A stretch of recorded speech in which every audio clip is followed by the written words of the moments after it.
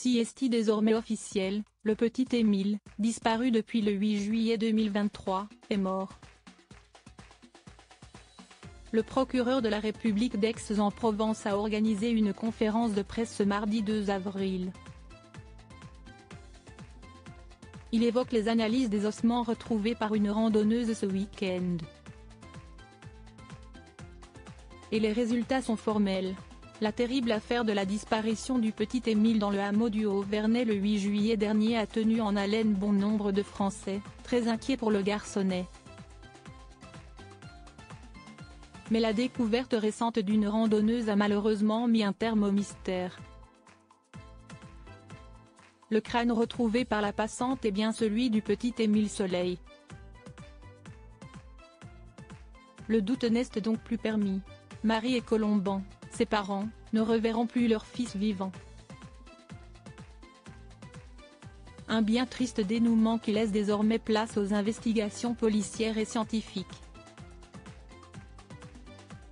La raison pour laquelle la randonneuse a elle-même emmené le crâne du petit Émile à la gendarmerie a beaucoup fait parler.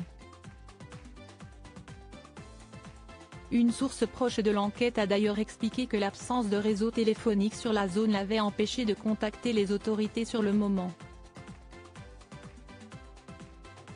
Ce mardi 2 avril, au cours d'une conférence de presse donnée par Jean-Luc Blachon, procureur de la République d'Aix-en-Provence, ce dernier a livré d'autres détails concernant les derniers éléments de l'enquête. Les ossements retrouvés ont évidemment été analysés et les résultats ont parlé. La cause de la mort toujours inconnue comme indiqué par le procureur de la République d'Aix-en-Provence, les premières analyses du crâne ont permis de relever les informations suivantes. Le crâne présente de petites fractures et des fissures post-mortem. Aucun traumatisme ant-mortem n'a été observé. Le crâne présente des traces de morsures, probablement causées par un ou des animaux. Une maxillaire est absente sans que l'on puisse savoir aujourd'hui si cette maxillaire s'est détachée naturellement ou sous la force d'une traction. Autre élément à prendre en compte, l'aspect des os et le dépôt sur ces os permet d'affirmer qu'ils n'ont pas été enfouis et qu'ils ont été exposés longtemps aux variations météorologiques et aux intempéries.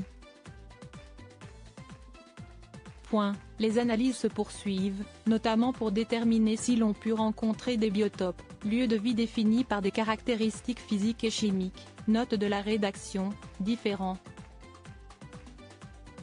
Enfin, et si est tout l'important, ces analyses ne permettent pas de dire quelle est la cause de la mort d'Émile Soleil.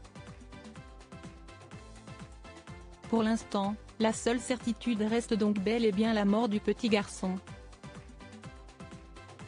Étant donné les analyses en cours et le travail acharné des équipes pour tenter de percer entièrement le mystère, on espère que l'enquête connaîtra une avancée considérable dans les prochains jours.